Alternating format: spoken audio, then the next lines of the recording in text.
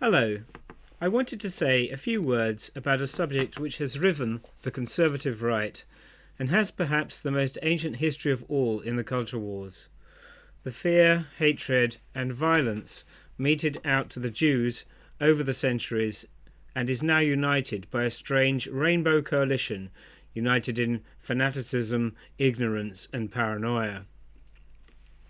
The current frenzy against Israel currently unites within it liberal LGBT proselytists at the BBC, old-school Marxist Corbynistas, Islamic fundamentalists, establishment Arabophiles and Islamophiles of all kinds, Catholic traditionalists such as Candace Owens, Orthodox clergy and liberal modernist Christians with eager-to-please smiles like Justin Welby. And finally, and most lamentably, liberal, progressive, self-hating Jews, today's capos, in the Noam Chomsky mould. These people, who are at each other's throats at other times, today hug each other with tears of self-righteous virtue on the barricades of the global tribal wars. This anti-Jew agglomeration, in particular, has thrown up many amusing scenarios. Million people marches with crazed Islamists waving the Shahada, standing next to LGBT students with pink hair, Catholic traditionalists waving the protocols of the Elders of Zion and posting about the plight of the poor colonized Arabs, and so on. In a short talk like this, I cannot hope to investigate every one of these strange relationships, as many have long prehistories stretching back into the mists of time. For example, the long history of collaboration between Islam and Germanic nationalism and the Nazis has been covered in other books such as Jonathan Trigg's Hitler's Jihadis, Muslim Volunteers in the Waffen-SS. In addition, Batailleur traced the post-World War II alliance between fleeing Nazis, the French right and Islam in Eurabia, the Euro-Arab axis. Part of the reason for the 1948 war itself was the long prevalence of Nazi anti-Semitic and anti-Zionist propaganda which continued to dominate the political culture of the Arab world after the defeat of Germany, and which prevented any viable challenge to the anti-Semitic policies of the Mufti and the Muslim Brotherhood. Detailed histories such as this Nazi-Islam alliance cannot be covered here. Instead, I wish to unravel some of the broader and deeper forces at work. But first, a foray into the spacious duplicity of the Israel haters. The debilitating reserve of the Israelis in dealing with the Muslim Arabs over the last 70 years is immediately obvious if one imagines the roles being reversed. For example, all of the holy sites revered by Islam in Israel and Judea and Samaria are in fact Jewish sites. Nowhere is the absurdity of the current situation more obvious than in Hebron, home to the Cave of Machpelah and the tombs of Abraham, Isaac and Jacob and their wives Sarah, Rebecca and Leah. The building itself is a miraculously preserved Jewish Herodian edifice. Hebron, King David's original capital city, was ethnically cleansed of Jews in anti-Jew massacres in the 1920s, long before the foundation of the Israeli state, during which the main synagogue was destroyed and over 60 Jews were murdered, including women and children. It was accompanied, as always, with rape, public humiliation and torture. The cry of the Arab Muslims was, "Today is the day that is holy to Muhammad. Anyone who does not kill the Jews is a sinner."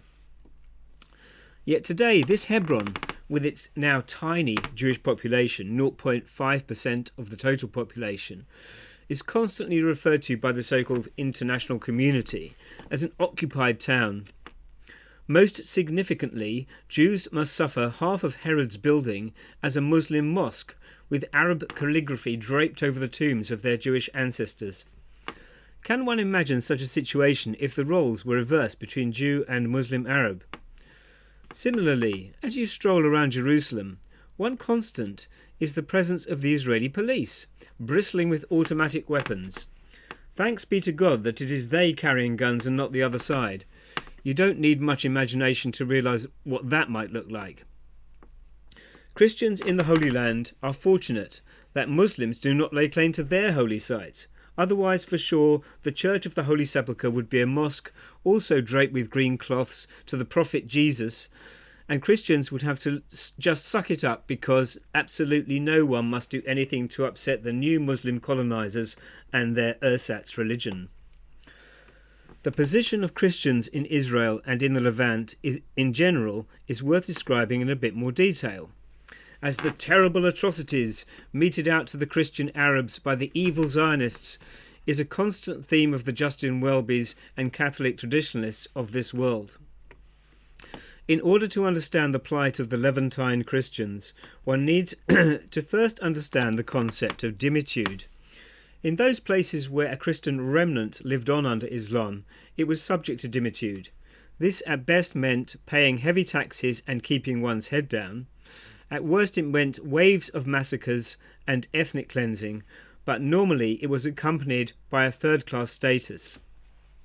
The Christians under the Ottomans provide a good example. They were seen as cattle and slaves by their Muslim overlords. Their villages were under constant threat of Muslim raiders who would come in, torture a few people to death for fun, and take away the prettiest girls along with oxen and so on. Christians were forced to denigrate their own religion in various ways, such as putting up blasphemous signs on church doors. All of this is recounted in voluminous tomes such as Benny Morris and Roy Azayev's The 30-Year Genocide. It is undisputed, except by some Turks who deny the Armenian genocide altogether. Now, the most important thing here is that all this servitude cannot occur without taking a massive toll on the spiritual fibre of a people. I'm sorry to speak in such old world terminology, but if you live as a slave from generation to generation, in the end you become a slave. Keep your head down, don't rock the boat, meekly accept those who beat you and rape your children. The history of Christians in the Holy Land and in the Levant as a whole must be seen through this tragic prism. Now we can see why some of the churches in the Holy Land frequently criticize Israeli aggression but never criticize Islam. Why is it possible to criticize the IDF but not the Muslims? Obviously they would be insane to criticize the latter. The fact is that some extremist Jews might persecute Christians a bit and curse them, but they do not burst into their homes at night to drag them out and burn them. They do not rape them, decapitate them, and then proudly post their corpses online. All Christians in the Levant know what Muslims are capable of. The idea that before the Jews arrived everyone lived in a kind of multi-faith fairyland is an appalling mythology promoted only by the Islamophile brainwashers at the BBC and the United Nations. Anyone who doubts this should go and speak to Christians in the Levant and Israel themselves. But it takes a huge amount of trust for them to open up.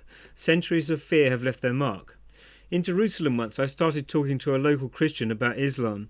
He immediately grew anxious and started whispering, "I can't talk about this." But over the days he finally opened up to me. He said, "If the Jews go, they will kill us all." Likewise in London, just a few days ago, I spoke to a Catholic priest from Israel selling sacramentals outside a Catholic church. I said to him, "To me the problem is Islam, but no one is talking about it." He immediately became excited. "I am talking about it," he exclaimed, and then immediately added, "But not to you, because I have no idea who you are," and he ran off.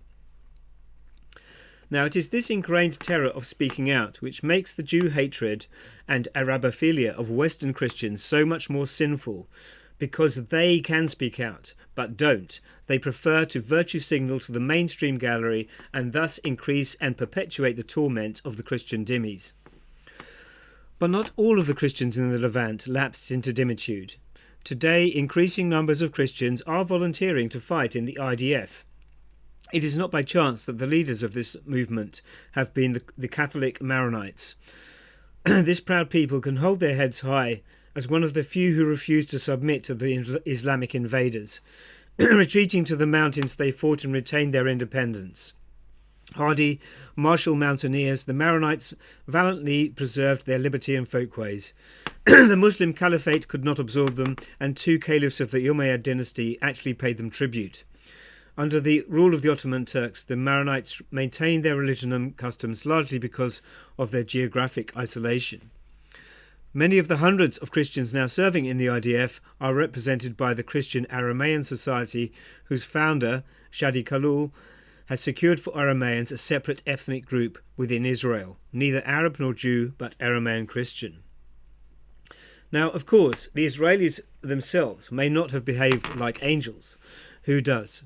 But they are now the last thing protecting the last remnant of Christians from total annihilation. Why is this so? Imagine that the Jews are driven from the Holy Land, as so desired by the River to the Sea gang. Every one of them killed or expelled. The resulting government of Hamas Islamic Jihad would then have a free hand to do what ISIS did in Syria and Iraq, and what Muslims have always done whenever they have invaded a land, such as the whole of North Africa, and especially Egypt, if one looks at Coptic Egypt today. The Church of the Holy Sepulchre would soon be a burning heap, just as it was previously destroyed earlier under the Islamic Fatimids. The brave non-Dhimmi Christians recognise this and are willing to risk short-term unpopularity and persecution by their Arab neighbours and the international community for long-term survival. Now a few words about the pro-Palestine coalition. First, the establishment Islamophiles, for want of a better term. What drives the visceral support of these left-liberal academic types for radical Islam? In order to understand this, we need to go back to the whole post-war debacle. After the war, the liberal left elites in the West gradually became more and more radicalised, which progressed through the cultural and sexual revolutions of the 1960s. A defining characteristic of these people was their violent hatred of the West, particularly the USA, and an all-consuming shame at their own understanding of colonial history. They combined this with a hatred of their Christian past and a rose-tinted view of any group which attacked the West, from Maoists to Islamists. In their own lands, they campaigned for mass immigration in the hope that it would destroy the last vestiges of their own hated traditional cultures, built up over thousands of years. Unfortunately, the last enterprise has been particularly successful, with huge swathes of Europe now no-go areas which are growing exponentially for non-Muslims, even the police. Establishment Islamophilia in the UK is also connected to the British class system, and this may be analogous elsewhere. Despite their desire to fracture Western society, the establishment Islamophiles retained their elevated status as the middle classes, the so-called cognoscenti. I propose that their hatred of the white working class and their worship of Hamas are connected to deep insecurities and superiority-inferiority complexes. I also think that these same complexes drive the conservative Islamophiles to some extent. Let me explain with an example.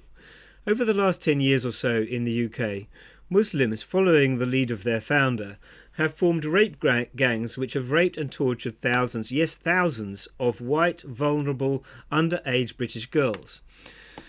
Until recently, the establishment has sought and succeeded in downplaying this and relegating it to a footnote in the news. Why? Because these crimes were not committed against the middle classes and in fact were exposed partly due to the work of Tommy Robinson and the English Defence League. The latter remains one of the establishment's most hated individuals. But what of the complexes? First, there is a crisis of emasculation, with liberal Islamophile men along with a fear of their own precarious situation, coupled with the superiority anxiety that drives their self-hatred. The emasculation is a direct result of the prevailing slave-victim morality, which the cognoscenti must adhere to if they are to maintain their elite status. From their sofas in the home counties, they look at the TV in awe at men with Kalashnikovs, smelly and dirty, who take women to be used as booty. When they see a man like Tommy Robinson, with his genuine working-class accent, not the Mockney ones allowed on the BBC, they are very unsettled. And so when they see Muslim men raping working-class English girls or Israelis, it ticks all of their boxes. I know some of these people personally, and I can attest to their not-so-secret elation at things like the 9/11 massacre, or the victories of the Islamic fundamentalists in Persia, or of the Taliban in Afghanistan. As to the superiority anxiety, this last is connected to an inverted inferiority complex. It goes like this. I am superior because I am so sophisticated that I am above my own culture. In fact, I have no culture. I am above culture. I am a cosmopolitan. I am in the West, but I hate the old Christian West, and this shows my inviolability in the face of cultural influences. This again is a labyrinthine way of making the slave ideology work for me. I can maintain my master status by showing how completely servile I am to those peoples my group have oppressed in the past. To reference G.K. Chesterton, the Christian virtues have run mad for a reason. And now to the conservative Islamophiles and Jew haters. These are a smaller and more disparate group, but they exhibit some of the same insecurities and urges. It is my contention that they are more dangerous than the leftist, and perhaps even more dangerous than the Islamic Jew haters, and the reason for this is that they are splitting the right. The right-wing Jew haters are themselves a very mixed bag, ranging from vulgar misogynists like Andrew Tate, through traditionalist Catholics and often converts like Candace Owens, to white supremacists like Nick Fuentes. Some of these groups, especially the Eastern Orthodox ones, also exhibit a resolute anti-Westernism as well, again with a particular hatred of the USA. Just like their Corbynista brethren described above, they cheer at every Islamist victory. At every terror attack in the West, they mumble about chickens coming home to roost, and you reap what you sow. So far, so the same. But in addition to this is their sneaking envy of Islam. Here is a religion triumphant, not sneaking about in the shadows. We too long for the bygone days of head-cutting and theocracy. They too, from their Western sofas, look at men on the TV dirty from war, with huge beards and Kalashnikovs, fundamentalists without the accursed complexities of reasoned argument and the messiness of historical debate. In addition to this envy, those in the East, the Orthodox, often carry a debilitating chip on their shoulder about Western superiority in general. They might decry everything about the West, but they all use Western and indeed Jewish-inspired technology and amenities, and this schizophrenic dichotomy creates in them an impassioned but unbalanced vertigo. These old-school Christian anti-Semites, for want of a better word, are united by several core beliefs, such things as Holocaust denial and the belief that the Jews secretly control everything that happens in the world. I can guarantee that what you hear from people like Tucker Carlson insinuating in the media is only the very tip of the iceberg of their actual beliefs. And how do I know this? Well, because I myself was one of these people. I do not say this lightly, but anti-Semitism of this kind can come very close to a form of mental illness. It is a world in which the Jews control everything and the Goyim have almost no agency or free will, running about to massacre each other like so many automatons in world wars at the whims of the Jewish financier puppet masters in the shadows. Many of these people actually believe that the Protocols of Zion is genuine. Yet the absurdity of this claim is obvious to any reader of this laughable tract, at least anyone who has ever been to a meeting or taken any minutes. The derangement of these right-wing anti-Semites has now reached such a pitch that even Nick Fuentes has gone online to bemoan it. It can be observed in the hundreds of thousands of hits on such stories as that Erica Kirk killed Charlie Kirk because he uncovered her connections to Israel, the Kirk's running of a child sex trafficking and Christian organ harvesting operation in Israel, and so on. Many of today's Christian anti-Semites protest that they are just anti-Zionists and not anti-Jew, and point to the small, vociferous number of woke, self-hating Jews on their side. I remain extremely suspicious of this reasoning, but it is a subject far too big for this already long talk. Instead, I point the listener to the recent book by Charlie Kirk's friend Josh Hammer on this subject, but there are many others. But it is obvious that that a more general anti-Jew hate immediately seeps out at the slightest opportunity. A really outlandish claim of the Owens, Carlson, Fuentes crowd is that the Zionists represent a secret united force behind the scenes promoting sexual license, world wars, and so on.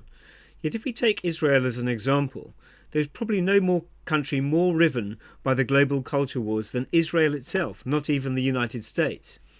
An unbridgeable gulf separates left liberal anti-war Jews in Tel Aviv from Haredim in Jerusalem, and there are constant feuds between the Haredim and conservative secular Zionists. Before October the 7th, there was even a sizable movement to partition Israel into two states along the lines of the old conservative Judea and cosmopolitan Israel of biblical times. The idea that the Jews are a kind of secret monolith is debunked by anyone who actually knows any Jews. The big problem with all of this, and it is perhaps the main problem of our media age, is the immense knowledge gap, evident absolutely everywhere. The knowledge of history, culture, languages and religions is based on a few sound bites by so-called influencers who are as ignorant as babes on the subjects they speak about.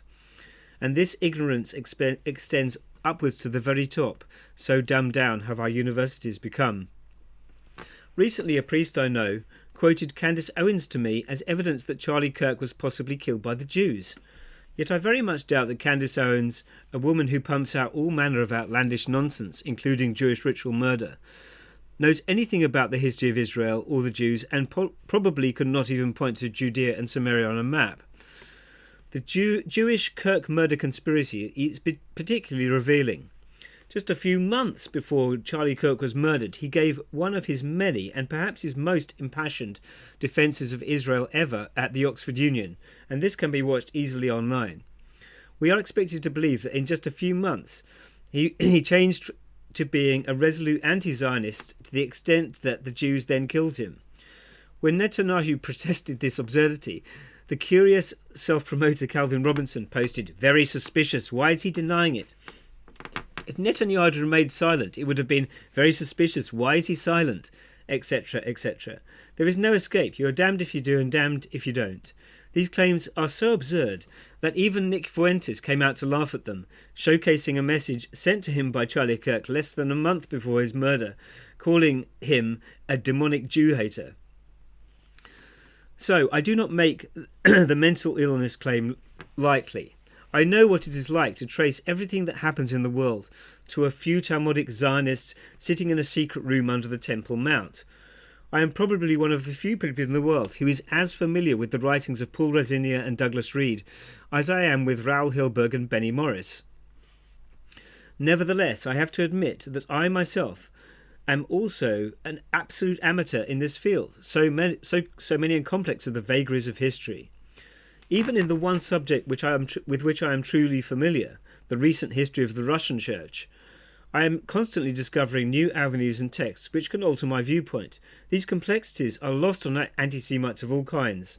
They have the answer, and that's that. It is moronic in the extreme.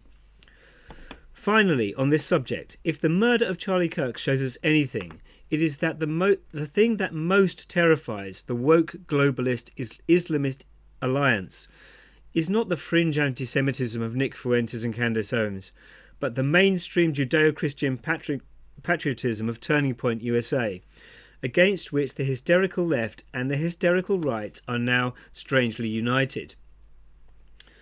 But back to history for a few minutes.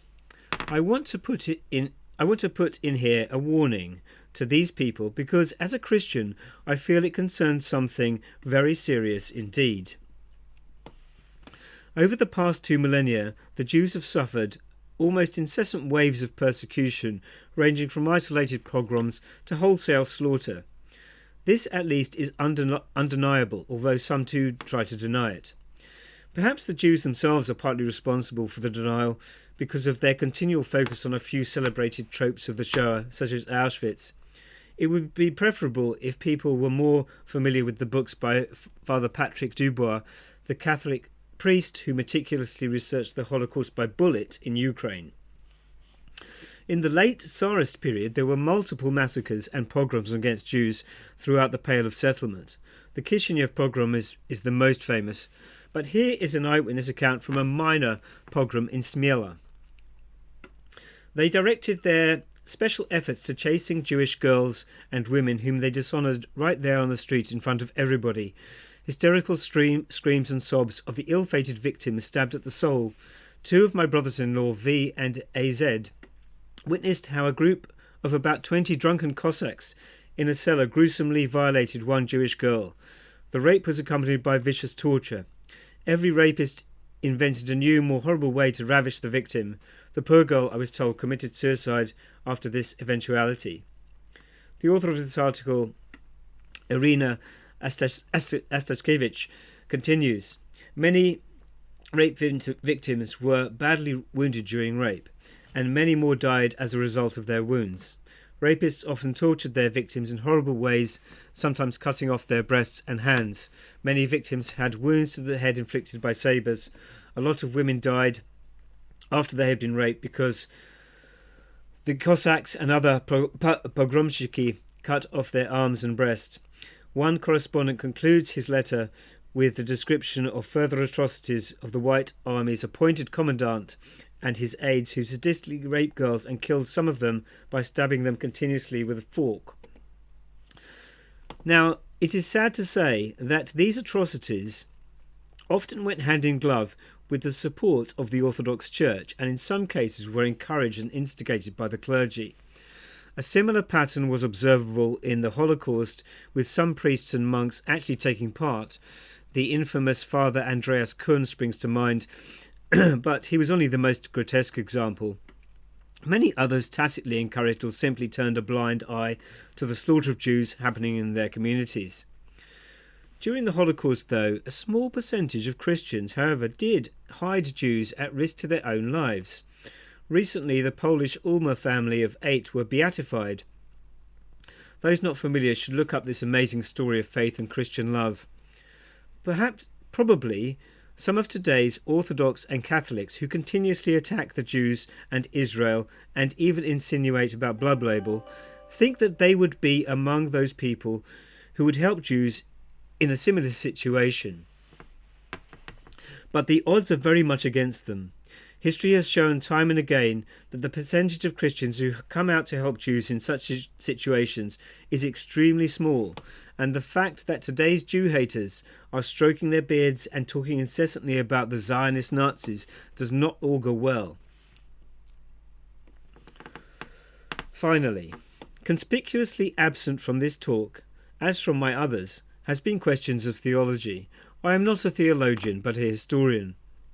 But I know that behind the horrors meted out to the Jews over the centuries has been a sneaking satisfaction that when Jewish children are being tortured to death, they are only getting their just deserts for the deicide of their ancestors.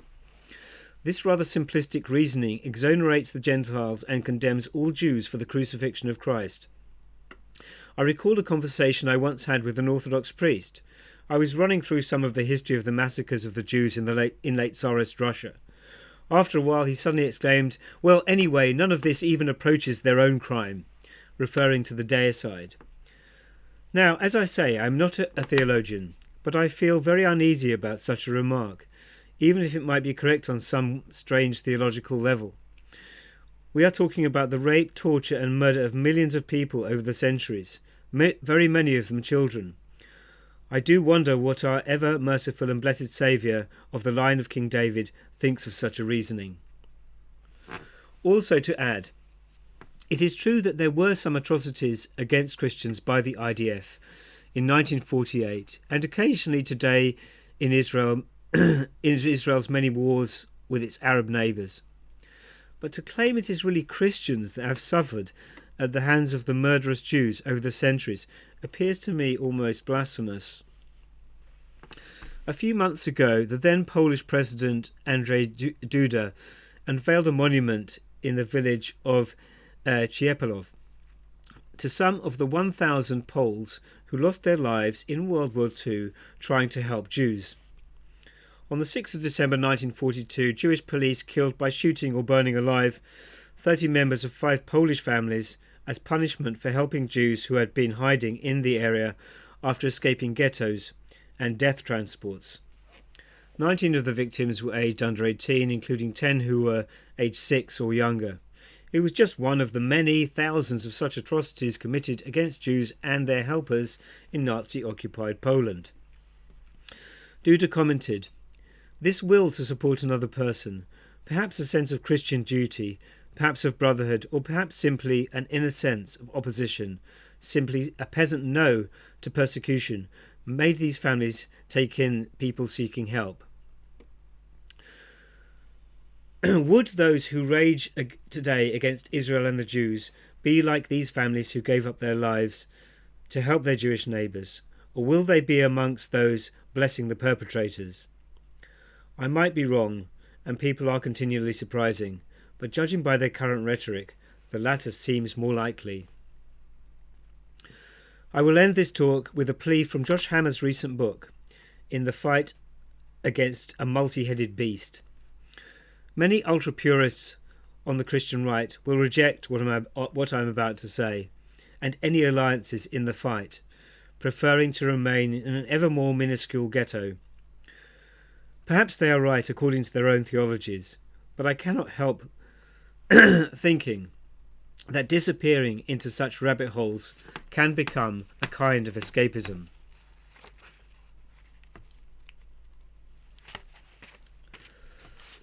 Western civilization now faces an existential crisis.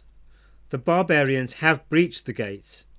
The hegemonic threats of illiberal left wokeism and illiberal totalitarian Islamism have combined with a dastardly red-green alliance to put the West in a position of historic precarity. Meanwhile, homogenizing global neoliberalism continues to stamp out and subjugate those dissenters who resist its tyranny of lifestyle and mind. What we are living through right now is easily Western civilization's most tenuous position since the height of the Cold War, and perhaps even since the Battle of Vienna in 1683, when a coalition of European Christendom successfully repelled the invading Ottoman Empire and saved the European continent from Muslim conquest. Western Jews and Christians must stand shoulder to shoulder like never before. Immense theological and eschatological differences must be put aside in favour of a focus on Jews and Christians' overwhelming moral and civilizational historical overlap as the two preservers of our biblical inheritance on the one hand, and the urgent practical necessity of forging a united front.